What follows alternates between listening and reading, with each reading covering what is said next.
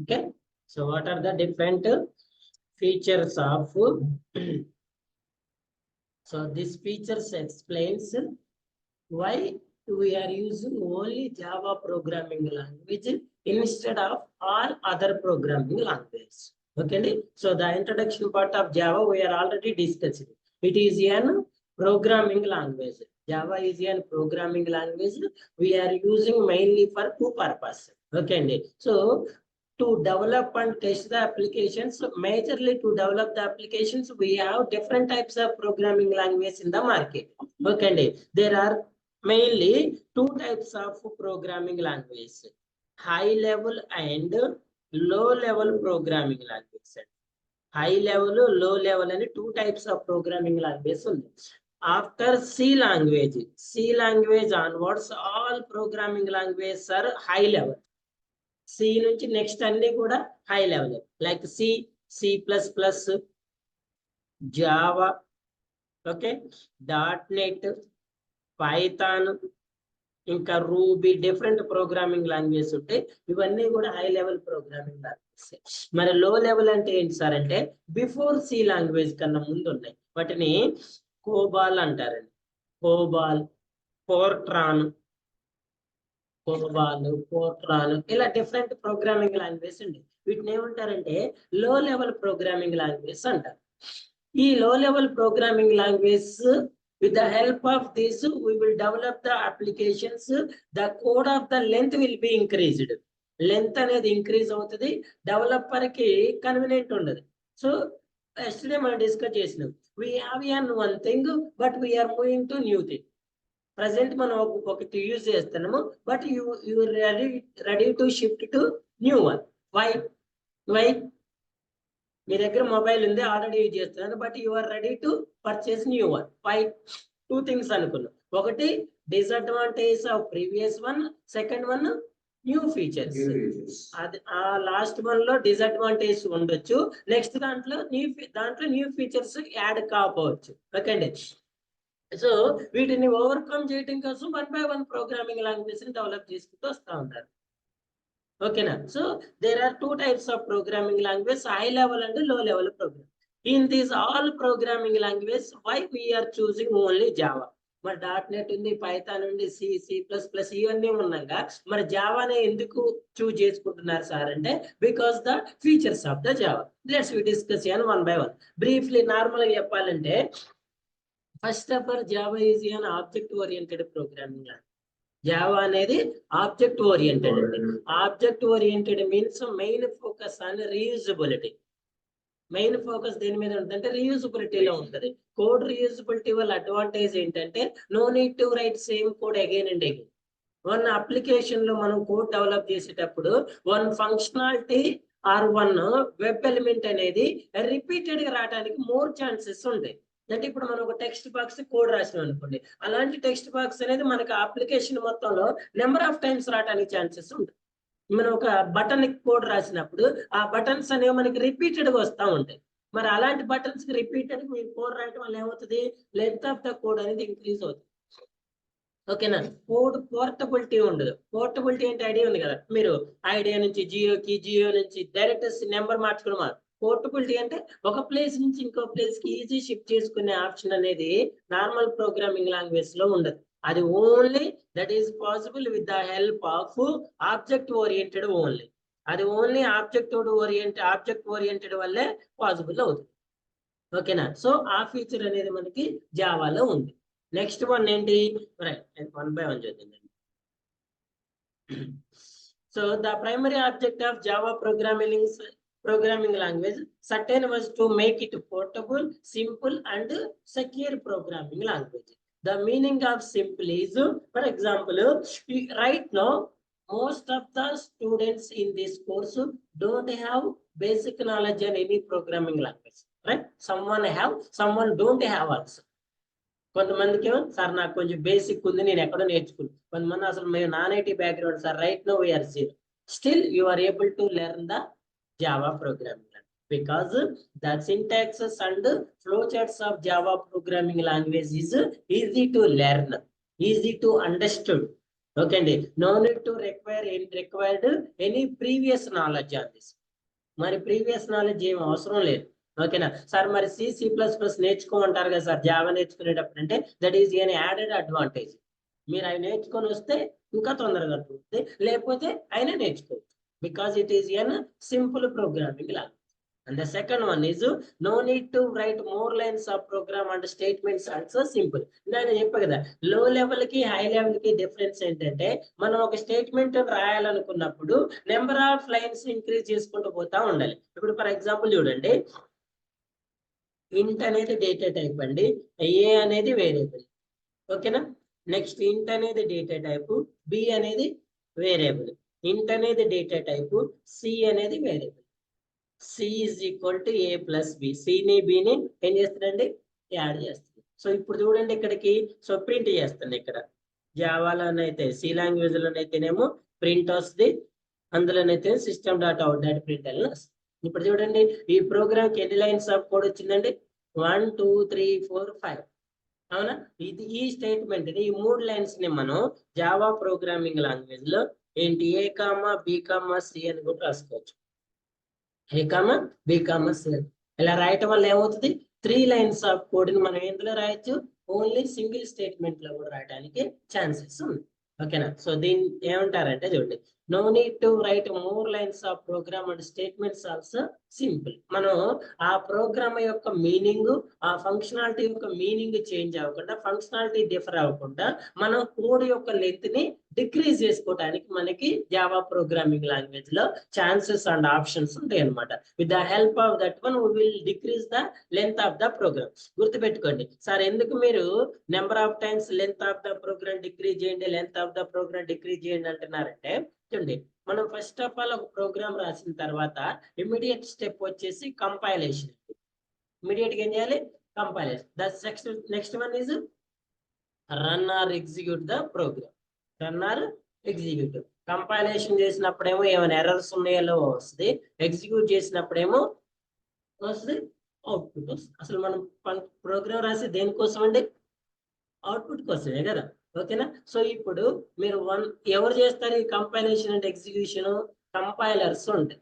Okay అండి, programming language లో compilers and interpreters ఉంటే అవి చేస్తాయి. సో ఇప్పుడు ఫర్ ఎగ్జాంపుల్ మీరు ఒక ప్రోగ్రామ్ లో ఒక ఫంక్షనాలిటీ, ఇదే ప్రోగ్రామ్ తీసుకోండి.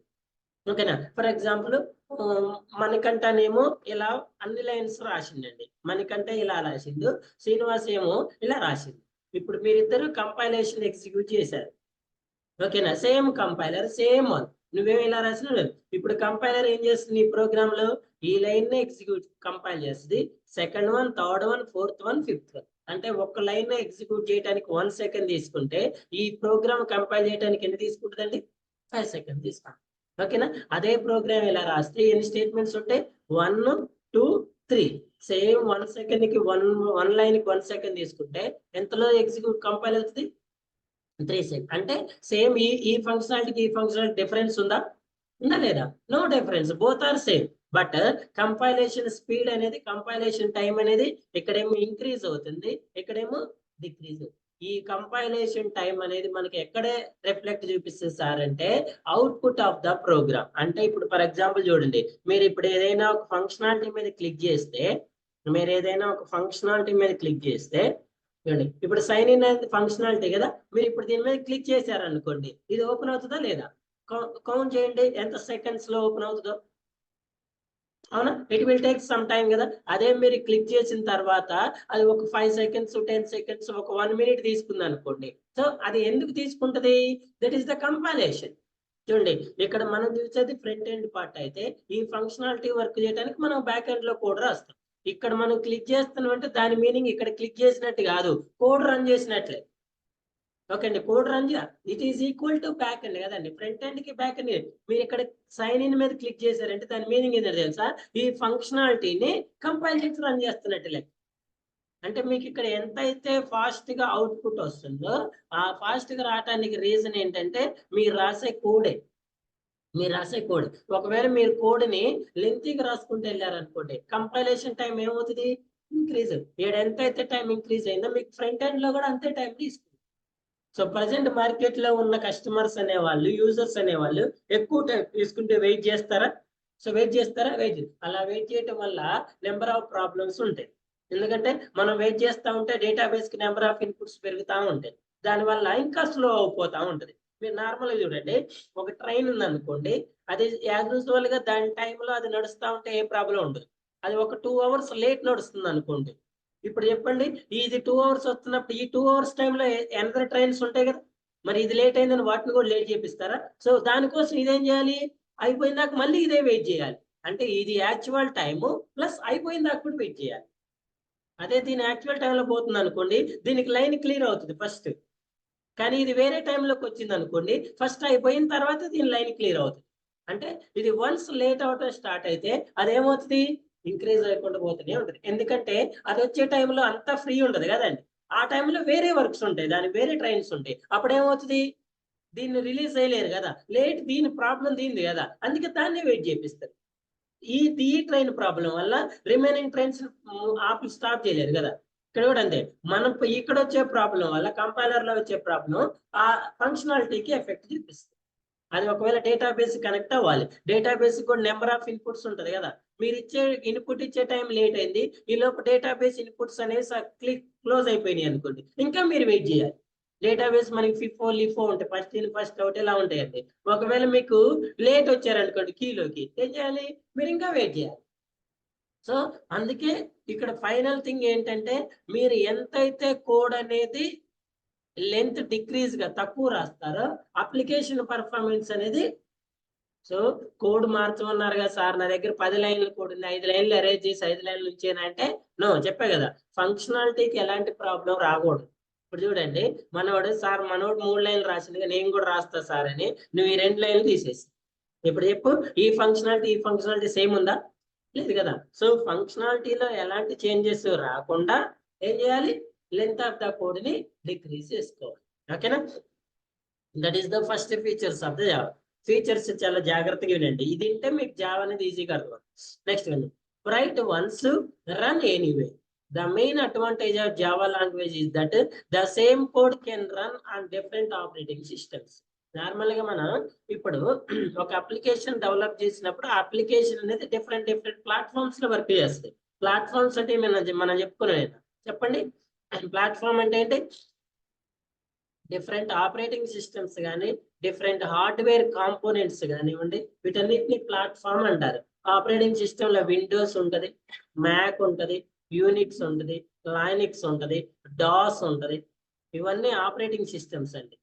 ఇదేంటి, డెస్క్ టాప్ కి అయితే, అదే ల్యాప్టాప్ కంప్యూటర్ కి అయితే, అదే మొబైల్ అయితే ఆండ్రాయిడ్ ఉంటుంది, iOS ఉంటుంది, ఇంకా బ్లాక్ బెర్రీ అని ఉంటుంది, విండోస్ అని, ఇలా డిఫరెంట్ ఉంటాయి. హార్డ్వేర్ వచ్చేసి ర్యామ్ ఉంటుంది, రోమ్ ఉంటుంది, హార్డ్ డిస్క్ ఉంటుంది, మదర్ బోర్డు ఉంటుంది. ఇలా మనం డిఫరెంట్ కాంపోనెంట్స్ ని ఒక ప్లాట్ఫామ్ కింద ట్రీట్ చేస్తాం అనమాట. అంటే ఇప్పుడు for example Windows operating system 1 GB RAM, 5 GB 1 GB ROM, 32 GB hard disk, mother board ఉంది, 1.5 ప్రాసెసర్ సంథింగ్ ఉంది. దీన్ని ఒక ప్లాట్ఫామ్ కింద ట్రీట్ చేస్తాం అనమాట. ఓకేనా, నెక్స్ట్ మ్యాక్ పోయినాం అనుకోండి, మ్యాక్ అనేది వేరే ప్లాట్ఫామ్ కిందకి వస్తుంది. సేమ్ ఆపరేటింగ్ సిస్టమ్ మారినప్పుడు ఆటోమేటిక్ గా ప్లాట్ఫామ్ మారు. ఈ హార్డ్ డిస్క్ వీటికి మారకపోయినా కూడా ఆపరేటింగ్ సిస్టమ్ కంప్లీట్ ప్లాట్ఫామ్ మారుస్తుంది. ఇప్పుడు మనం నార్మల్ ఫర్ ఎగ్జాంపుల్ నాకు ఒక అప్లికేషన్ కావాలండి, నేను క్లయింట్ని వన్ సాఫ్ట్వేర్ కంపెనీని అప్రోచ్ చేయాలి. ఎందుకు, అప్లికేషన్ డెవలప్మెంట్ కి. ఓకేనా, ఫర్ ఎగ్జాంపుల్ వాడు డెవలప్ చేసే ప్రోగ్రామింగ్ లాంగ్వేజ్ అనేది ప్లాట్ఫామ్ డిపెండెంట్ అంటారు. ఇండిపెండెంట్ అంటే మనం ఇక్కడ డెవలప్ చేసే అప్లికేషన్ అనేది డిఫరెంట్ ప్లాట్ఫామ్ కి సపోర్ట్ చేస్తుంది. అంటే ప్రతి ప్లాట్ఫామ్ కి సపరేట్ గా అప్లికేషన్ డెవలప్ చేయాల్సిన అవసరం లేదు. ఓకేనా, సో దాన్ని ప్లాట్ఫామ్ ఇండిపెండెంట్ అంటారు. లేకపోతే రైట్ వన్స్ రన్ ఎనీ, అంటే ఇక్కడ కోడ్ రాసింది మనం ఈ అప్లికేషన్ ని విండోస్ లో రన్ చేసుకోవచ్చు, మ్యాక్ లో రన్ చేసుకోవచ్చు, యూనిక్స్ లో, లైనిక్స్ లో, ఎక్కడైనా రన్ చేసుకోవచ్చు. దాన్ని ఏమంటారు, ప్లాట్ఫామ్ ఇండిపెండెంట్ ప్రోగ్రామింగ్ లాంగ్వేజ్ అంటే. ఒకవేళ మీరు డిపెండెంట్ ప్రోగ్రామింగ్ లాంగ్వేజ్ లో డెవలప్ చేస్తే విండోస్ కి ఒక అప్లికేషన్ డెవలప్ చేయాలి సపరేట్ గా, మ్యాక్ ఒకటి చేయాలి, యూనిక్స్ కి ఒకటి సపరేట్ చేయాలి. ఆ డౌన్లోడ్ చేసుకుని ఇన్స్టాలేషన్ చేసుకునే కూడా ఏం తీసుకోవాలి, సపరేట్ ఎన్విరాన్మెంట్ మెయింటైన్ చేసుకోవాల్సి ఉంటుంది. అర్థమైందా? So this is the write once run anywhere in the program. అంటే ఒక దగ్గర మనం కోడ్ రాసుకుని ఆ కోడ్ ని ఏం చేయొచ్చు వేరే ఎన్విరాన్మెంట్ లో. ఇప్పుడు ఫర్ ఎగ్జాంపుల్ చూడండి, నేను ఒక ప్రోగ్రామ్ చెప్పానండి, నేను ఒక ఫంక్షనాలిటీ ఇచ్చా, శ్రీనివాస్ డెవలప్ చేసిండు దాన్ని, కోడ్ రాసిండు. ఇప్పుడు మీకు కావాలి ఇది ప్లాట్ఫామ్ డిపెండెంట్ అయితే నువ్వు సేమ్ కోడ్ ను మళ్ళీ నీ దగ్గర కూడా రాసుకోవాలి. అదే ప్లాట్ఫామ్ ఇండిపెండెంట్ అయితే ఈ ఫైల్ డైరెక్ట్ నీ సిస్టమ్ లో కూడా రన్ చేసుకో. అదేనా? చూడండి, ఎప్పుడైతే మనం ప్రోగ్రామ్ రాస్తామో అంటే కోడ్ రాయాలి కదా, కోడ్ రాసిన దాన్ని మనము ఫైల్ నేమ్ డాట్ జావా తోటి సేవ్ చేసుకుంటాం. ఫైల్ నేమ్ డాట్ జావా అనేది కోడ్ ఫైల్, మనం రాసిన కోడ్. దీన్ని కోడ్ రాసిన తర్వాత ఏం చేస్తాం, కంపైలేషన్ చేస్తాం కదా. కంపైలేషన్ అయిన తర్వాత ఎర్రర్స్ అన్ని క్లియర్ అయిన తర్వాత డాట్ క్లాస్ ఫైల్ జనరేట్ చేస్తాం. క్లాస్ ఫైల్ అనేది ఎగ్జిక్యూటబుల్ ఫైల్. ప్రోగ్రామ్ ఫైల్ ని మనం ఎగ్జిక్యూట్ చేయలేము, కంపైలేషన్ చేస్తాము. ఎర్రర్స్ అన్న అయిపోయిన తర్వాత క్లాస్ ఫైల్ జనరేట్ అయిన తర్వాత ఈ క్లాస్ ఫైల్ ఎగ్జిక్యూటబుల్ ఫైల్ అంటారు. దీన్ని రన్ చేస్తే అవుట్పుట్ వస్తుంది. ఇప్పుడు మీ ఇద్దరికి సేమ్ అవుట్పుట్ కావాలి. ఫర్ ఎగ్జాంపుల్ తను కోడ్ రాసిండు, నువ్వు కోడ్ రాయలేదు. తను కోడ్ రాసి ఈ కోడ్ ని కంపైలేషన్ చేసి క్లాస్ ఫైల్ జనరేట్ అయిన తర్వాత చూసుకుంటే తనకు అవుట్పుట్ వచ్చింది. ఈ సేమ్ క్లాస్ ఫైల్ ని నీకు కూడా ఫార్వర్డ్ చేస్తే నువ్వు ఆ కోడ్ రాయవసరం లేదు, కంపైలేషన్ చేసుకోవాల్సిన లేదు. డైరెక్ట్ గా ఏం చేసుకోవచ్చు, రన్ చేసుకోవచ్చు. రన్ చేసుకుంటే నీ సిస్టమ్ లో కూడా ఏమొస్తుంది, నీకు కూడా అవుట్పుట్. అర్థమవుతుంది ఈ పాయింట్? ఇంకా క్లియర్ చెప్తుండే. ఇప్పుడు ఫర్ ఎగ్జాంపుల్ చూడండి, వాట్సాప్ అనే అప్లికేషన్ ఉంది కదా, ఈ అప్లికేషన్ ఎవరు డెవలప్ చేశారండి? ఇప్పుడు మీరు యూజ్ చేస్తున్నారా వాట్సాప్? నేను కూడా యూజ్ చేస్తున్నా కదా. మనం డెవలపర్సా? మరి మనం ఎలా యూజ్ చేసుకుంటాం అంటే ఈ అప్లికేషన్ ఉందంటే దీన్ని ఎవరో డెవలప్ చేశారు కదా. ఎవరు? ఫర్ ఎగ్జాంపుల్ ఆ కంపెనీ డెవలప్ చేపిస్తుంది అనుకోండి, వాళ్ళు డెవలపర్స్ కదండి. మరి వాళ్ళు ఈ అప్లికేషన్ డెవలప్మెంట్ కోడ్ రాయాలా లేదా? కోడ్ రాసిన తర్వాత ఏమైనా సేవ్ చేస్తారు, ఏ ఫైల్ సేవ్ చేస్తారు, డాట్ జావా ఫైల్ చేసిన తర్వాత దీన్ని ఏం చేస్తారు వాళ్ళు, కంపైలేషన్ చేసిన తర్వాత ఏ ఫైల్ క్రియేట్ అవుతుంది, డాట్ క్లాస్. ఈ క్లాస్ ఫైల్ ఏంటంటే ఎగ్జిక్యూటబుల్ ఫైల్. ఈ ఫైల్ ఏం చేయాలి, మనం ఇన్స్టాల్ చేసుకొని రన్ చేసుకోవాలి. కంపైలేషన్ అవసరం లేదు. ఇప్పుడు మరి నువ్వు కంపైలేషన్ చేయాలంటే ఫస్ట్ నీకు జావా రావాలిగా, నీకు జావా ఎన్విరాన్మెంట్ ఉండాలిగా. ఎన్విరాన్మెంట్ లేకుండా కంపైలేషన్ చేయలేస్తావా? అందుకే వీడు ఏం చేస్తాడు, ఈ క్లాస్ ఫైల్ తీసుకుపోయి ప్లే స్టోర్ లో పెట్టిండు. ఏం పెట్టిందండి? ఇప్పుడు ప్లే స్టోర్ లో ఉన్నది ఏంటి, జావా ఫైల్, క్లాస్ ఫైల్. ఒకవేళ జావా ఫైల్ ఉంటే ఏంటి, దాన్ని మీరు కంపైల్ చేసుకొని రన్ చేసుకోవాలి. ప్లస్ జావా ఫైల్లో కోడ్ ఉంటుంది, నువ్వు ఆ కోడ్ మాడిఫై చేస్తే అది అందరికీ మాడిఫికేషన్ వస్తుంది. ఒకవేళ నువ్వు క్లాస్ ఫైల్లో మాడిఫికేషన్ చేసినట్టు అది నీకే వస్తుంది. కొన్నిసార్లు మీ వేరే మొబైల్లో ఆ యాప్ రన్ అవుతుంటుంది, మీ మొబైల్లో రన్ అవ్వదు. నువ్వు మీ ఫ్రెండ్ని అడిగితే అరే ఒకసారి అన్ఇన్స్టాల్ చేసి మళ్ళీ ఇన్స్టాల్ చేసుకోరా అంటారు. అవునా కదా? అంటే ఆ క్లాస్ ఫైల్లో ప్రాబ్లం వస్తే అది మీకే ఎఫెక్ట్ ఉంటుంది. అదే ప్రోగ్రామ్ ఫైల్లో ఎఫెక్ట్ వస్తే, చేంజెస్ వస్తే అది ఎంటైర్ అందరికి. అందుకే మాడిఫికేషన్ చేసేవాడు అనేవాడు డాట్ జావా ఫైల్లో చేస్తాడు developer. For example new functionality add చేయాలి, ఎక్కడ యాడ్ చేస్తాడు, డాట్ జావా ఫైల్ యాడ్ చేసిన తర్వాత ఆ మాడిఫికేషన్ మనకి కంపైల్ చేస్తారు కదా. కంపైల్ చేసిన తర్వాత ప్రీవియస్ ఉన్న క్లాస్ ఫైల్ అప్డేట్ అవుతుంది కదా. ఈ ఫైల్ ఏం చేస్తాడు, ప్లే స్టోర్ అనే డేటాబేస్ లో అప్డేట్ చేస్తాడు. ఎవరు, ఈ డెవలపర్. ఈ అప్డేట్ అనేది మళ్ళీ మీకు చేంజెస్ కావాలంటే నువ్వు మళ్ళీ ఏం చేసుకోవాలి, అప్డేట్. ఒకవేళ నువ్వు అప్డేట్ చేసుకోలేదు అనుకోండి, చేంజెస్ నీకు యాడ్ అవుతాయా, యాడ్ అవుతాయి. అర్థమైనా? అంటే ఇది ప్రోగ్రామ్ ఫైల్, ఇది ఎగ్జిక్యూటబుల్ ఫైల్. Right once. ఎక్కడ రాస్తుంది వాడు, ఎక్కడో, అసలు వాడెవరో కూడా మనకు తెలియదు. But run anyway. ఇప్పుడు ఎన్ని సిస్టమ్స్ లో వాట్సాప్ అప్లికేషన్ అనేది రన్ అవుతుందండి, నెంబర్ ఆఫ్ అప్లికేషన్. మరి అందరు రన్ చేసుకుంటున్నారు కదా. బట్ వీళ్ళందరూ రన్ చేసుకునే డెవలపర్ అనే వాళ్ళు ఒకళ్ళే కదా, అంటే పర్సన్ ఒకళ్ళని కాదు, ఒకటే కదా, ఒక దగ్గరే కదా డెవలప్ చేసేది. మరి ఈ 1,00,000 మందికి 1,00,000 సార్లు డెవలప్ చేస్తారా? But this WhatsApp application also working in different environments కదా. విండోస్ లో పనిచేస్తుంది, అదే ఆండ్రాయిడ్ లో పనిచేస్తుంది, ఐఓఎస్ లో, ఈవెన్ విండోస్ లో కూడా పనిచేస్తుంది కదా. వెబ్ అప్లికేషన్ కూడా ఉంది, మ్యాక్ లో కూడా ఉంది. అంటే మరి ఇప్పుడు 10 ఎన్విరాన్మెంట్స్ ఉంటే 10 సార్లు అప్లికేషన్ డెవలప్ చేయాలంటే పాసిబుల్ అవుతుందా? అవుతుంది. లెంత్ ఆఫ్ ద ఇది కదండి, టైమ్ ప్లస్ బడ్జెట్ కదా. అంత పెట్టాలంటే వాడు ఏం చేస్తాడు, మీకు ఫ్రీగా ప్రొవైడ్ చేయలేడు, మళ్ళీ పేమెంట్కి పోవాల్సి వస్తుంది. అంతమంది అన్ని లైన్స్. ఇప్పుడు ప్రజెంట్ ఉన్న వాట్సాప్ అప్లికేషన్ కి ఒక 10 lakhs లైన్స్ ఆఫ్ కోడ్ ఉంది అనుకోండి. మరి అన్నిటికీ 10 lakhs రాయాలి కదా, రాస్తే సరిపోతుందా? వాటిని ఎవ్రీ టైం మెయింటెనెన్స్ చేసుకోవాలి కదా. సో దాని కొంత ఏమవుతుంది, number of developers, number of purchase అనేది పెరిగిపోతా ఉంటుంది. పెరిగినప్పుడు ఏమవుతుంది, వాడు మీకు సర్వీస్ ఫ్రీ ప్రొవైడ్ చేయలేడు. అప్పుడు ప్రతిదానికి ఏమొస్తుంది, పేమెంట్ వస్తే ఏమవుతుంది, యూసేజ్ చేయరు అందరూ. పేమెంట్ అయితే యూజ్ చేస్తామా? ఇప్పుడు నెట్ఫ్లిక్స్ పేమెంట్ ఉంది, ఎంతమంది వాడతారండి? అమెజాన్ ప్రైమ్ పేమెంట్ ఉంది, ఎంతమంది వాడతారు? యూసేజ్ జరిగిపోద్ది. యూసేజ్ జరిగిపోతే ఆటోమేటిక్ వాడికి లాసే కదా, వాడు డెవలప్ చేసుకునే ఇసుకు.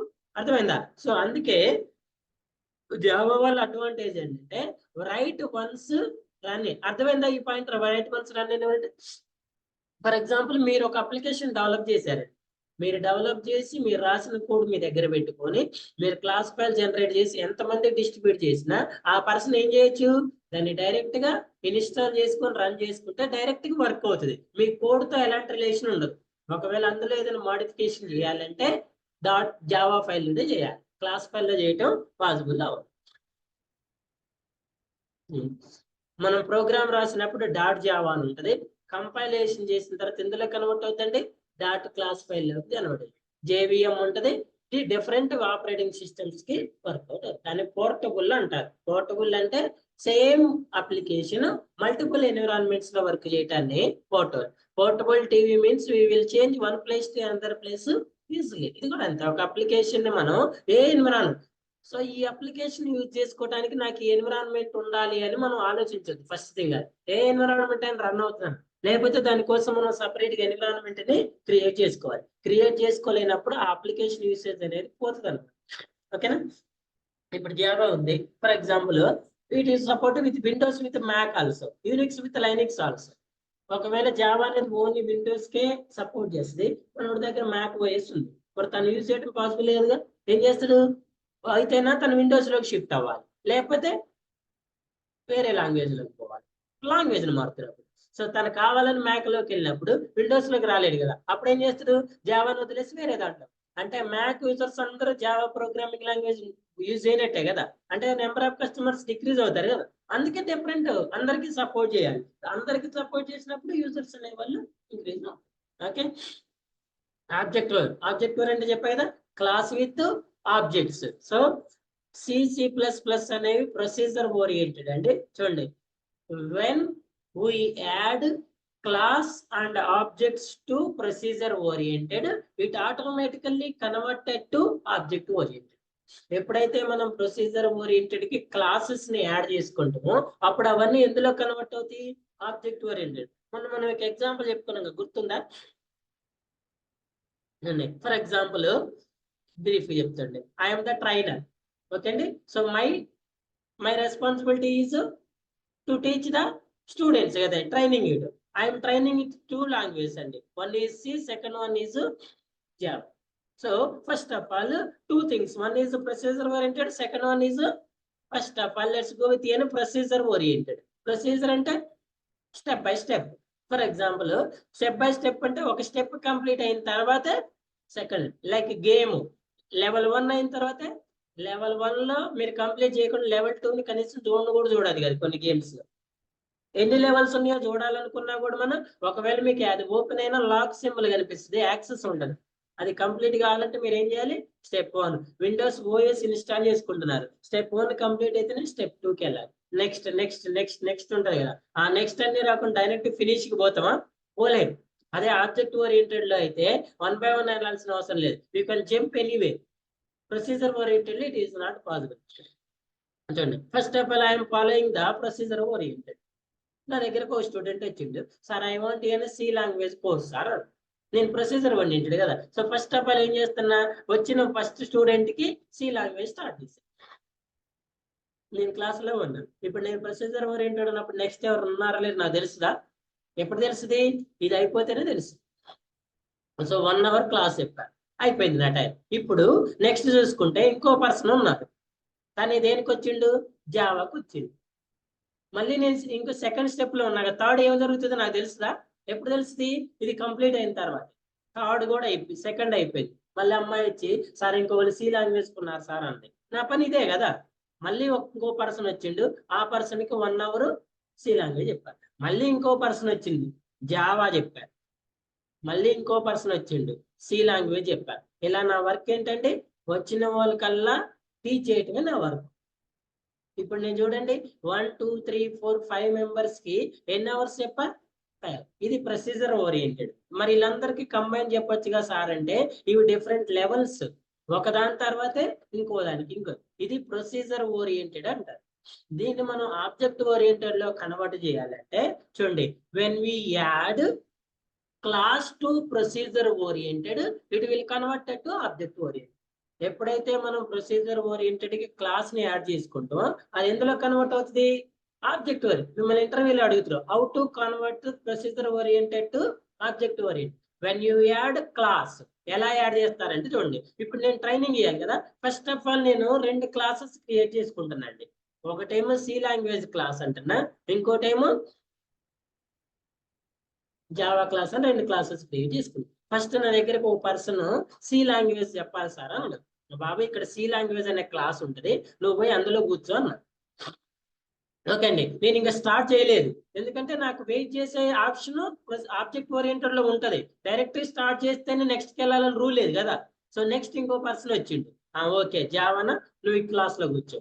ఇలా సి లాంగ్వేజ్ వాళ్ళందరినీ ఒక క్లాస్ లో కూర్చోబెట్టా, జావాలో వాళ్ళందరినీ ఒక క్లాస్ లో కూర్చోబెట్టా. ఇప్పుడు నేనేం చేసా, first C language class start చేసా. ఎంత టైం చెప్పండి, ఎంతమందికి చెప్పా? ఇప్పుడు చెప్పండి, నేను సేమ్ పర్సన్ ని ఈ 3 మెంబర్స్ కి ఒకటే క్లాస్ చెప్తా కదా. మరి ఇక్కడ ఈ 3 మెంబర్స్ కూడా ఒకటే క్లాస్ చెప్తానా లేదా? సేమ్ సబ్జెక్ట్ చెప్తా కదా. సేమ్ ఇక్కడ కూడా 1 అవర్ చెప్తా. ఇదేమో జావా క్లాసు, ఇదేమో ఇక్కడ ఈ 3 మెంబర్స్ సి లాంగ్వేజ్ స్టూడెంట్స్ వీళ్ళిద్దరు. ఇది క్లాస్ అయితే ఇవేంటండి, ఆబ్జెక్ట్స్ అనేవి రియల్ ఎంటిటీ కదా. క్లాస్ అనేది విర్చువల్ లాజికల్, ఆబ్జెక్ట్స్ మాత్రం ఫిజికల్. వీళ్ళ స్టూడెంట్స్ రియల్, క్లాస్ అనేది మనం క్రియేట్ చేసుకోవచ్చు. ఇప్పుడు చూడండి, ఇక్కడ 5 అవర్స్ 5 మెంబర్ స్టూడెంట్స్ కి చెప్తే సేమ్ క్లాస్ సేమ్ స్టూడెంట్స్ కి ఇక్కడ ఎన్ని అవర్స్ చెప్పినామండి? అర్థమైనా? ఆబ్జెక్ట్ ఓరియంటెడ్ వల్ల లెంత్ ని డిక్రీజ్ చేసుకోవచ్చు. ఇక్కడ మనకి ఎన్ని అవర్స్ కలిసి వస్తుంది నాకు? ఇప్పుడు 3 అవర్స్ నాకు కలిసి రావటం వల్ల నేను వీళ్ళకి ఏమైనా సబ్జెక్ట్ లో చేంజ్ ఉంటుందా? పర్సనల్ లో ఏమైనా చేంజ్ ఉంటుందా? ఏముండదు కదా. ఈ ముగ్గురికి విడివిడిగా చెప్పినా అదే చెప్తా, కలిపి చెప్పినా అదే. పాసిబిలిటీ ఉన్నప్పుడు విడిగా చెప్పాల్సిన అవసరం లేదు కదా. అర్థమైనా? ఇప్పుడు మీకు పోర్టబుల్ అని చెప్తున్నాం కదా, నువ్వు విండోస్ కి ఒక కోడ్ రాసిను, విండోస్ కి సపరేట్ కోడ్ రాసిను, మ్యాక్ కి సపరేట్ కోడ్ రాసిను, లైనక్స్ కి సపరేట్ కోడ్ రాసిను. అదే మూడింటికి ఒకటే కోడ్ రాస్తే ఇక్కడ టైం సేవ్ అయినట్టు ఇక్కడ కూడా సేవ్ వస్తే లేదు. That is the power of object oriented. So when you add class to procedure oriented, it will converted to object oriented. Object oriented లో major things classes with objects. Classes ఉండాలి, classes కి.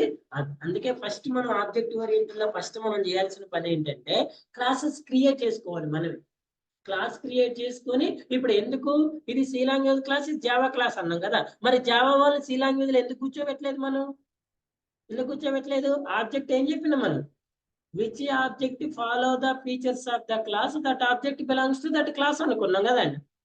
ఏం చెప్పినా మనం, ఏ object అయితే class యొక్క features ని follow అవుతుందో ఆ ఆబ్జెక్ట్ అనేది ఆ క్లాస్ కి రిలేటెడ్ అవుతుంది. ఇప్పుడు జావా అంటే ఫీచర్స్, జావా అంటే ఏం, జావా ఆబ్జెక్ట్ ఏ ఫీచర్స్ ఉండాలి, అందులో జావా చెప్పాలి. మరి ఈ సి లాంగ్వేజ్ లో జావా చెప్తారా? అందుకే వాడు ఎక్కడికి రాడు, ఎక్కడికి వస్తాడు? జావా క్లాస్ లోకి. ఎందుకు? ఈ ఆబ్జెక్ట్ యొక్క ఫీచర్ ఈ క్లాస్ యొక్క ఫీచర్స్ ఏమవుతున్నాయి, మ్యాచ్ అవుతున్నాయి కాబట్టి. మరి ఇక్కడ సి లాంగ్వేజ్ కి జావాకి మ్యాచ్ అవుతాయా? అవు కదా. ఇప్పుడు ఫ్రూట్ అనే ఫీచర్ ఉంది, ఫ్రూట్ అనే క్లాస్ ఉందండి, మొబైల్ అనే క్లాస్ ఉంది. నా దగ్గర యాపిల్ ఉంది, నేను యాపిల్ ని మొబైల్ అనొచ్చా? అనొచ్చా? ఎందుకన్నా నువ్వు యాపిల్ యొక్క ఫీచరు మొబైల్ అనే క్లాస్ యొక్క ఫీచర్ మ్యాచ్ అవ్వవు.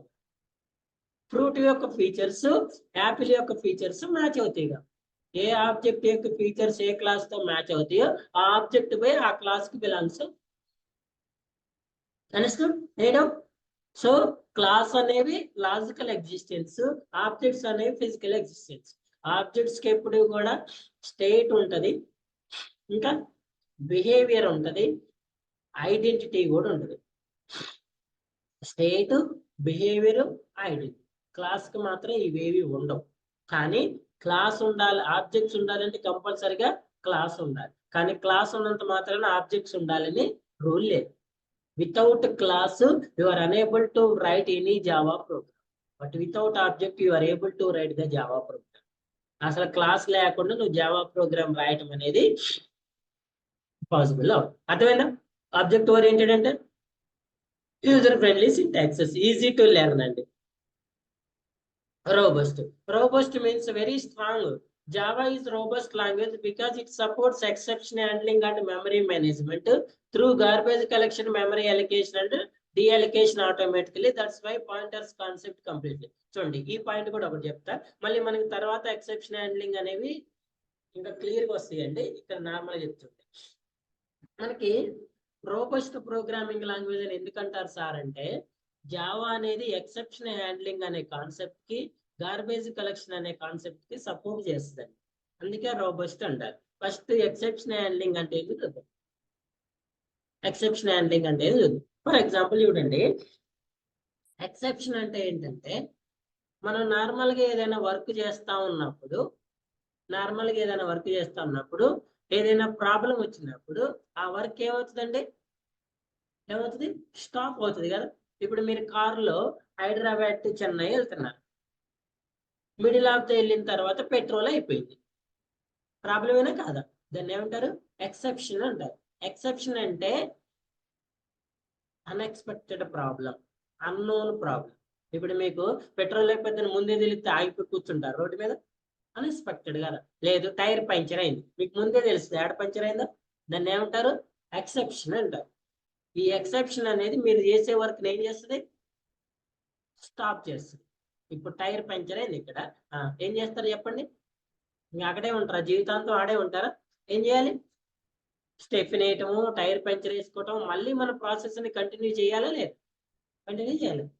ఇలా ప్రాబ్లం వచ్చినప్పుడు ఆ ప్రాబ్లం ని సాల్వ్ చేసుకుని ముందుకు పోవటాన్ని ఎక్సెప్షన్ హ్యాండ్లింగ్ అంటారు. అంటే నువ్వు ఒక 10 లైన్స్ ఆఫ్ ప్రోగ్రామ్ రాసి ఉండి, 1 2 3 4 5 6 7 8 10 లైన్స్ ఆఫ్ ప్రోగ్రామ్ రాసిను, నీకు ఎలాంటి ఎక్సెప్షన్ అనేది థర్డ్ లైన్ లో వచ్చింది.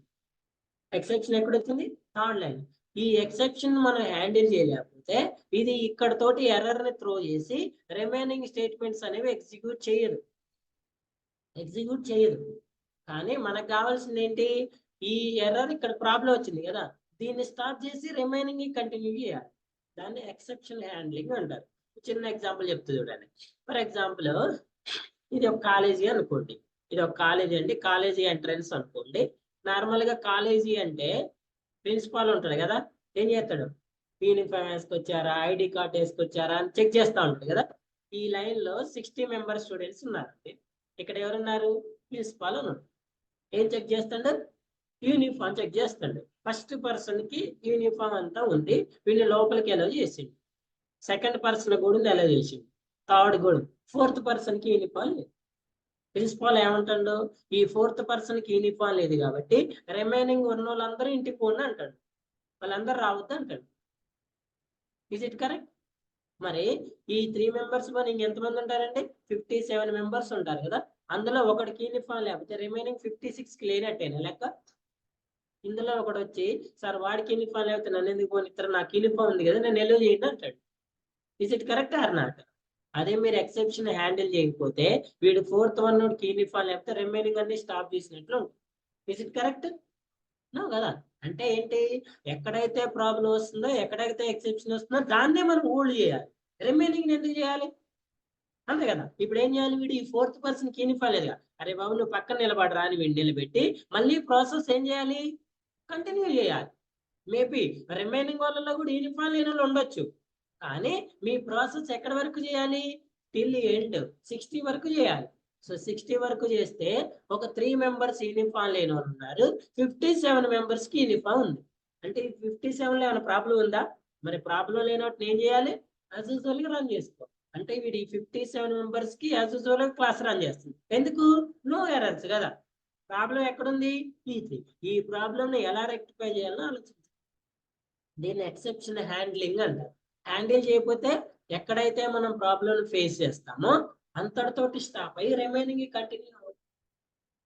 అర్థమైందా? సో ఆ ప్రాబ్లం రావటాన్ని ఎక్సెప్షన్ అంటారు, దాని వరకే స్టాప్ చేసి రిమైనింగ్ కంటిన్యూ చేయటాన్ని ఎక్సెప్షన్ హ్యాండ్లింగ్ అంటారు. ఆ ఎక్సెప్షన్ హ్యాండ్లింగ్ అనే ఫీచర్ అనేది జావా ప్రోగ్రామింగ్ లాంగ్వేజ్ లో ఉంటది. అది కరెక్ట్ గా వర్క్ అవుతుంది ఇక్కడ. దీనివల్ల యూజ్ ప్రాబ్లం, దీనివల్ల అడ్వాంటేజ్ ఏంటంటే ఏ ప్రాబ్లం ఉందో అదే స్టాప్ అవుతుంది, రిమైనింగ్ యాజ్ యూజువల్ గా రన్ అవుతూనే ఉంటుంది. రిమైనింగ్ యాజ్ యూజువల్ గా రన్. ఒకవేళ మీరు హ్యాండిల్ చేయలేదు అనుకోండి, ఎక్కడైతే ప్రాబ్లం వస్తుందో అక్కడ అవుతుంది, రిమైనింగ్ కరెక్ట్ స్టేట్మెంట్స్ కూడా ఎగ్జిక్యూట్ అవ్వవు. వీళ్ళలాగే ఆ ఫోర్త్ పర్సన్ దగ్గర యూనిఫామ్ లేదు కదా, ఇంక స్టాప్, రిమైనింగ్ అందరినీ స్టాప్ చేస్తుంది. మనం అలా స్టాప్ చేస్తే ఎండ్ వరకు పోలేం కదా అసలు ఇప్పుడు కూడా. ఓకేనా? సో దీన్ని ఎక్సెప్షన్ హ్యాండ్లింగ్ అంటారు. ఈ ఫీచర్ అనేది మనకి ఎక్కడ ఉంటుందండి? జావా. దీనికి ప్రోగ్రామ్స్, సింటాక్సెస్ అవన్నీ మనకు టాపిక్ వస్తే అక్కడ చెప్తా క్లియర్ గా. Next one, garbage collection. చూడండి, ఎప్పుడైనా మనం నార్మల్ గా ప్రోగ్రామ్ లో వేరియబుల్ ని మెన్షన్ చేస్తాం కదా, వేరియబుల్స్ ని వాల్యూస్ ని మెన్షన్ చేసినప్పుడు వాటికి మెమరీ అలికేషన్, డిఅలికేషన్ ఉండాలి కదా. ఫర్ ఎగ్జాంపుల్ చూడండి, a = 5 అన్నారు. a = 5 అన్నారు. 5 అనేది ఏంటండి? 5 అనేది ఏంటి? వాల్యూ కదా. మరి ఇప్పుడు ఈ 5 అనే వాల్యూ ఈ ప్రోగ్రామ్ లో స్టోర్ అవ్వాలంటే దీనికి మెమరీని అలికేట్ చేయాలా లేదా? ఇప్పుడు మీ ఫోన్ ఉందండి, మీరు ఒక ఇమేజ్ స్టోర్ చేయాలి, ఒక కెమెరాతో ఒక ఇమేజ్ క్యాప్చర్ చేశారు, మీ ఇమేజ్ వస్తుంది కదా, మీరు క్యాప్చర్ చేసింది, అది మెమరీని ఆక్యుపై చేస్తా లేదా? మీకు ఒక మెసేజ్ వచ్చింది, మెసేజ్ మెమరీని ఆక్యుపై చేస్తా లేదా? మీరు ఒక సినిమా డౌన్లోడ్ చేశారు, మీరు ఏ యాక్షన్ చేసినా మీ మొబైల్లో అది మెమరీని ఆక్యుపై చేస్తా లేదా? అసలు మెమరీ లేకుండా మీరు ఏదైనా పని చేయొచ్చా చెప్పండి? ఏదైనా చేయొచ్చా? మీరు ఒక వీడియో వాట్సాప్ లో పంపించాలి, మెమరీ. ఒక వీడియో వచ్చింది, డౌన్లోడ్ చేసుకోవాలి, మెమరీ. మీరు నార్మల్ ఎప్పుడైనా, ఇప్పుడు ఈ ఫోన్ లో అప్డేటెడ్ ఫోన్స్ లో మెమరీ ప్రాబ్లం మనం ఫేస్ చేయట్లేదు, కానీ మా అప్పుడు పాత ఫోన్లు ఉండేయండి. నాది 2GB ఫోన్, మీరు వాడారా? నాది 2GB మెమరీ, 2GB మెమరీ. 2GBలో దాదాపుగా 1.6 OS, 300 to 400 MB memory free memory ఉంటుంది. నువ్వు గట్టిగా ఒక 10 మెసేజ్లు వచ్చినాయి అనుకోండి వాట్సాప్ లో, మెమరీ ఫుల్. మీరు ఇంకా ఎందుకు, కీప్యాడ్ ఫోన్లో కొన్నిసార్లు మెసేజ్ మెమరీ ఫుల్ అని మీకు చూపిస్తూ ఉంటుంది డబ్బా ఫోన్లో. మీరు ఉన్న మెసేజ్లన్నీ డిలీట్ చేస్తే మళ్ళీ కొత్త మెసేజ్ వస్తుంది, మెమరీ ఫుల్ అంటది. మనం ఎవరైనా మెసేజ్ రాలేదంటే అరే మొన్న మెసేజ్ డిలీట్ చేయండి అంటారు కదా నార్మల్గా. ఇప్పుడు ఫోన్లో అన్ని 64లు 128లు ఉన్నాయి కదా, కావాల్సిన దానికంటే ఎక్కువ ఉన్నాయి కాబట్టి మీరు ఆ ప్రాబ్లం ఫేస్ చేయరు. మేము అది చాలా ఫేస్ చేసేవాళ్ళం. వాట్సాప్ లో 10 వీడియోలు ఇస్తే 10 డిలీట్ చేస్తేనే మళ్ళీ నెక్స్ట్ వచ్చి. అంటే మనం అక్కడ ఏ ఆపరేషన్ పర్ఫామ్ చేయాలన్నా మనకి మెమరీ అనేది నీడ్. అంటే మెమరీని ఎలికేట్ చేయాలి, అయిపోయిన తర్వాత మళ్ళీ డీఎలికేట్ కూడా చేయాలి. డీఎలికేట్ చేయలేదు అనుకోండి, అన్ని ఫిల్ చేసుకుంటూ పోతే ఒకనొక సమయం ఏమవుతుంది, ఫిల్ అయిపోతుంది కదా. ఫర్ ఎగ్జాంపుల్ మీ ఫోన్లో 128GB ఉందండి, మీకు డౌన్లోడ్ చేయటమే తప్ప డిలీట్ చేయడం తెలియలేదు. 1 month కి, 6 months కి, 1 year కి ఏమవుతుంది, ఫిల్ అయిపోతుంది కదా. మరి ఫిల్ అయినప్పుడు ఏం చేయాలి మీరు? అప్పుడైనా డిలీట్ చేయాలి కదా. అంటే ఎలికేషన్ ఎంతైతే ఇంపార్టెంటో డీఎలికేషన్ కూడా అంతే ఇంపార్టెంట్ కదా. డీఎలికేషన్ కూడా అంతే ఇంపార్టెంట్. ఫర్ ఎగ్జాంపుల్ నేను ఒక సినిమా చూద్దామని డౌన్లోడ్ చేసుకున్నా, చూసిన తర్వాత ఏం చేయాలని, డిలీట్ చేయాలి. చేయకపోతే ఏమవుతుంది, అది ఫ్రీక్వెంట్ గా మన మెమరీని, మన ప్రొసెసర్ యూజ్ చేస్తూ ఉంటది కదండి. ఓకేనా? సో నార్మల్ గా C++ లో ఈ మెమరీ అలికేషన్, డీఎలికేషన్ అనేది పాయింటర్ అనే కాన్సెప్ట్ యూజ్ చేసుకొని చేస్తుంది. పాయింటర్స్ విన్నారా ఎప్పుడైనా? పాయింటర్ అనే కాన్సెప్ట్ యూజ్ చేసుకొని, P అంటే నార్మల్ వేరియబుల్, స్టార్ P అంటే pointer variable, address of P అంటే ఇన్పుట్ వేరియబుల్ అంటారు. C++ లో పాయింటర్స్ అనే కాన్సెప్ట్ మెమరీని ఎలికేట్ చేస్తే, డీఎలికేట్ చేస్తుంది. ఎలా చేస్తుంది సార్ అంటే మాన్యువల్ గా డెవలపరే చేయాలి. మాన్యువల్ %d అడ్రస్ ఆఫ్ ఏకి ఇన్పుట్ ఇవ్వాలంటే ఎలా రాయాలి, %d address of a. Address of a అంటే దీనికి మెమరీని అలొకేట్ చేస్తున్నట్టు ఇన్పుట్. బట్ జావా అనేది పాయింటర్స్ అనే కాన్సెప్ట్ కి సపోర్ట్ చేయదు. మరి సపోర్ట్ చేయనప్పుడు మెమరీని ఎవరు అలికేట్, ఎవరు డీఅలికేట్ చేయాలి సార్ అంటే, దానికోసమే గార్బేజ్ కలెక్షన్ అనే ఫీచర్ ఉంటుంది జావా. ఇప్పుడు ఈ పాయింటర్స్ లో డెవలపర్ మాన్యువల్ చేయాలి కదా, బట్ గార్బేజ్ కలెక్షన్ లో డెవలపర్ మాన్యువల్ చేయాల్సిన అవసరం లేదు. అది JDKలో వన్ ఆఫ్ ద ఫీచర్ అన్నమాట. ఏం చేస్తుంది, ఆటోమేటిక్ అదే మెమరీని ఎలికేట్ చేసుకుంటుంది, అన్నెసెసరీ డేటాని ఏం చేస్తుంది, డీఎలికేషన్ కూడా చేసుకుంటుంది. మనం చేయాల్సిన అవసరం లేదు, అదే ఆటోమేటిక్ ఎలికేట్ చేసుకుంటది. ఒకవేళ అన్యూజ్డ్ ఆబ్జెక్ట్స్ అంటారండి, అన్యూజ్డ్ చూడండి, A is equal 10, B is equal 20, C is equal 30, D is equal to A plus B. అర్థమవుతుందా? ఎన్ని వేరియబుల్స్ డిక్లేర్ చేసి ఇక్కడ 3 ఎన్ని యూజ్ చేస్తున్నా? ఇప్పుడు సి అనేది యూజ్ చేస్తున్నా, దీన్ని ఏమంటారు? అన్యూజ్డ్ ఆబ్జెక్ట్ అంటారు. ఈ రెండు ఎలకేట్ చేసా యూజ్ చేసుకున్నాం. ఇప్పుడు అవసరం ఉన్నప్పుడు వాటిని ఎలకేట్ చేసుకోవటం యూజ్ చేసుకోవటం వల్ల ప్రాబ్లమే లేదు కదా. అవసరం లేని దాన్ని ఎలకేట్ చేస్తేనే కదా మనకు ప్రాబ్లం, అవునా కదా? సో ఇప్పుడు ఇది అవసరం లేకపోయినా కూడా మనం డిక్లేర్ చేసినాం. డిక్లేర్ చేస్తే మెమరీ అనేది ఏమవుతుంది? ఎలికేట్ అవుతుంది. మరి మెమరీ ఎలికేట్ అయితే ఇది యూజ్ మెమరీయా అన్యూజ్డ్ మెమరీ? అన్యూజ్డ్ మెమరీ కదా. మరి ఇలాంటి ఒక 50 ఆబ్జెక్ట్స్ మనం డిక్లేర్ చేస్తే ఆ 50 MB అనేది వేస్ట్ ఆఫ్ మెమరీ అవుతుంది కదా. ఆ మెమరీని ఈ గార్బేజ్ కలెక్షన్ అనే ఆప్షన్ ఫీచర్ ఏం చేస్తుంది? ఎలికేట్ అండ్ డీఎలికేట్ ఆటోమేటిక్ చేస్తుంది. మనం ఏం చేయాల్సిన అవసరం లేదు. అంటే డెవలపర్కి ఒక పని తగ్గినట్టే ఇక్కడ. అదే C++ మనమే నేర్చుకోవాలి. అదేనా? ఈ రెండు ఫీచర్స్ వల్ల జావాని రోబస్ట్ ప్రోగ్రామింగ్ లాంగ్వేజ్ అంటారు. ఏమంటారండి? Robust programming language. Next one multi threaded programming language. Parallelly runs multiple tasks.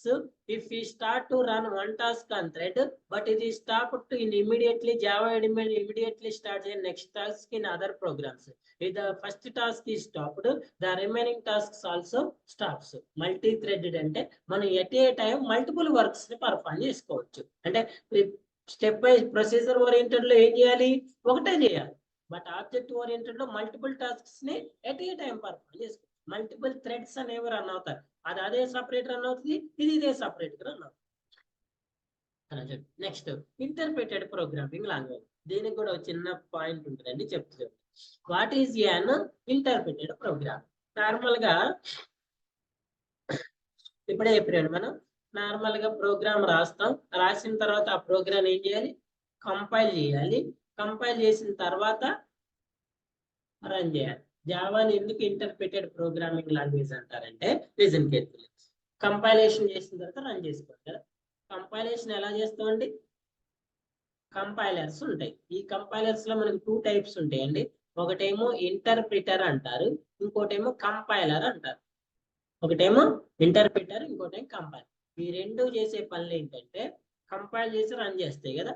ఇది కామన్. ఈ కంపైల్ చేయడానికన్నా ముందు చూడండి, మనం ఇప్పుడు మనం రాసిన ప్రోగ్రామ్నే కదా కంపైల్ చేసేది, అవునా? ఇప్పుడు మీరు ప్రోగ్రామ్ రాశారండి, ఏ లాంగ్వేజ్ లో రాస్తారు ప్రోగ్రామ్? ఏ లాంగ్వేజ్ లో రాస్తారు? Java programming. రిటర్న్ లాంగ్వేజ్ ఏంటి? జావా అనేది ప్రోగ్రామింగ్. మీరు ఎలా రాస్తారు? రిటర్న్ లాంగ్వేజ్ ఏంటి? ఇంగ్లీష్ లాంగ్వేజే కదా. ఆ ఇంగ్లీష్ లాంగ్వేజ్ ఏమంటారంటే హ్యూమన్ అండర్స్టాండబుల్ లాంగ్వేజ్ అంటారు. Human understandable language, high level language అని కూడా అంటారు నార్మల్. ఇప్పుడు మనం రాసిన ఇంగ్లీష్ అనేది కంప్యూటర్కి అర్థమవుతుందా? కాదు. ఎందుకంటే కంప్యూటర్ లాంగ్వేజ్ మిషన్ లాంగ్వేజ్ లేకపోతే బైనరీ లాంగ్వేజ్ కదండి. మీరేమో ఇంగ్లీష్ లో రాస్తున్నారు, బైనరీలో ఏముంటాయండి? Only zeros and ones. అంటే if you write anything in zeros and ones then only it is understand. But మీరు బైనరీలో రాస్తున్నారా? C is equal 10 ఇచ్చును, D is equal 20 ఇచ్చింది. ఇప్పుడు 10, 20 బైనరీ లాంగ్వేజా? మరి కంప్యూటర్ కి 10, 20 అర్థం అవుతుందా? అది కదా. There is an communication gap. మరి కమ్యూనికేషన్ గ్యాప్ ని ఎలా ఫిల్ చేయాలి? దీంట్లోంచి దీంట్లోకి మార్చుకోవాలి. హై లెవెల్ నుంచి మిషన్ లెవెల్లోకి కంప్యూటర్ రెండింటిని 20 + 10 యాడ్ చేసి 30ని బైనరీలో ఇచ్చింది. మరి ఇప్పుడు నీకు అర్థమవుతుందా ఇది? మళ్ళీ దీన్ని ఏం చేయాలి? మళ్ళీ ఇందులో కన్వర్ట్ చేసుకోవాలి. ఓకేనా? అంటే హై లెవెల్ లాంగ్వేజ్ నుంచి మిషన్ లెవెల్లోకి, మిషన్ లెవెల్ నుంచి హై లెవెల్ లాంగ్వేజ్కి ఏం చేయాలంటే ట్రాన్స్లేషన్ చేసుకోవాలి. ట్రాన్స్లేషన్ అంటారు. ఈ ట్రాన్స్లేటర్స్ కూడా వీటిలోనే ఉంటాయి. ఇంటర్ప్రిటర్, కంపైలర్ రెండిట్లో ఉంటాయి. అంటే ఈ చేసే పనులు ఏంటంటే ఫస్ట్ ట్రాన్స్లేషన్ చేసుకుంటుంది, తర్వాత కంపైల్ చేసుకుంటుంది, తర్వాత ఎగ్జిక్యూషన్ చేసుకుంటుంది. ఇదంతా ఇంటర్నల్ ప్రాసెస్, మనకి బయట ఏం కనపడదు. మీరు రన్ మీద క్లిక్ చేయలేరు, మనకి ఏమొస్తుంది? అవుట్పుట్ వస్తుంది. కంప్యూటర్ డెఫినేషన్ ఏం చెప్పినావు? Input, output. ఈ రెండేనా? మధ్యలో ఏముంటది? ప్రాసెస్. మనకి ఇన్పుట్ కనపడుతుంది, 10, 20 ఇచ్చింది కనపడుతుంది, 30 వచ్చింది కూడా కనిపిస్తుంది. మరి మధ్యలో ఏం జరిగిందో కనపడుతుందా? అది ఇంటర్నల్ ప్రాసెస్. ఓకేనా? సో ఇక్కడ మనకి ఏమిటి ఏం చెప్తున్నాం? Interpreter, compiler. ఎందుకు జావాని ఇంటర్ప్రిటెడ్ ప్రోగ్రామింగ్ లాంగ్వేజ్ అండి. నార్మల్ గా C++ అనేవి ఈ రెండిటికి సపోర్ట్ చేస్తాయి, but use any one only. రెండిటికి సపోర్ట్ చేస్తుంది. నువ్వు ఇంటర్ప్రిటర్ కానీ కంపైలర్ కానీ ఏదైనా ఒకటే యూజ్ చేసుకో. ఒకవేళ నువ్వు ఇంటర్ప్రిటర్ యూజ్ చేసావు అనుకోండి, అదే ట్రాన్స్లేషన్ చేస్తుంది, అదే కంపైలేషన్ చేస్తుంది, అదే రన్ చేస్తుంది. ఒకవేళ కంపైలర్ యూజ్ చేసినా అదే ట్రాన్స్లేట్ చేస్తుంది, అదే కంపైల్ చేస్తే అదే రన్. అసలు రెండింటికి డిఫరెన్స్ తెలిస్తే కదా సార్ నేను ఏది యూజ్ చేసుకోవాలి చెప్తా చూడండి. ఇప్పుడు మనం ఎక్సెప్షన్ హ్యాండ్లింగ్ చెప్పినాం కదండి. సేమ్ ఎగ్జాంపుల్, నీ దగ్గర 10 లైన్స్ ఆఫ్ కోడ్ ఉంది. ఇప్పుడు నువ్వు ఇంటర్ప్రిటర్ యూజ్ చేస్తున్నావు. ఫస్ట్ ఏం చేయాలండి? ట్రాన్స్లేషన్, తర్వాత కంపైలేషన్ సక్సెస్ఫుల్ అయిన తర్వాత ఎగ్జిక్యూషన్. ఇంటర్ప్రిటర్ అనేది ఫస్ట్ లైన్ ట్రాన్స్లేట్ చేసి కంపైల్ చేసింది, నో ఎర్రర్స్. సెకండ్ లైన్ కూడా ట్రాన్స్లేట్ చేసి, గుర్తుపెట్టుకోండి, ట్రాన్స్లేట్ చేసిన తర్వాత కంపైలేషన్ చేయాలి. ఎందుకు? మనం ఈ లైన్ అనేది ఏ లాంగ్వేజ్ లో రాసినాం? హ్యూమన్ లాంగ్వేజ్ లో కదా. దాన్ని మిషన్ కి అర్థం కంపైల్ చేయాలంటే ఫస్ట్ ట్రాన్స్లేట్ చేసుకోవాలి. ట్రాన్స్లేట్ థర్డ్ వన్ కూడా ట్రాన్స్లేట్ చేసి కంపైల్ చేసినప్పుడు ఇక్కడ ఎర్రర్ వచ్చింది. మనం దేని యూజ్ చేస్తున్నాం? ఇంటర్ప్రిటర్ కదా. ఈ ఇంటర్ప్రిటర్ అనేది కంపైలేషన్ ఇంతటితోటి స్టాప్ చేసి మనకి కన్సోల్ లో 1 error compiling 3 lines of code. ఏమైనా వస్తుంది? 3 లైన్ల కోడ్ కంపైల్ చేసా, ఒక ఎర్రర్ వచ్చిందని ఇంతటితో స్టాప్. రిమైనింగ్ లైన్స్ ని కంపైలేషన్ చేయదు. ఎప్పుడు చేస్తుంది? నువ్వు ఎర్రర్ ని సాల్వ్ చేసినావు అనుకో, ఈ ఎర్రర్ ని సాల్వ్ చేసి మళ్ళీ కంపైల్ చేస్తావు కదా, మళ్ళీ ఎక్కడి నుంచి స్టార్ట్ అవుతుంది? ఫస్ట్ నుంచి అవుతుంది.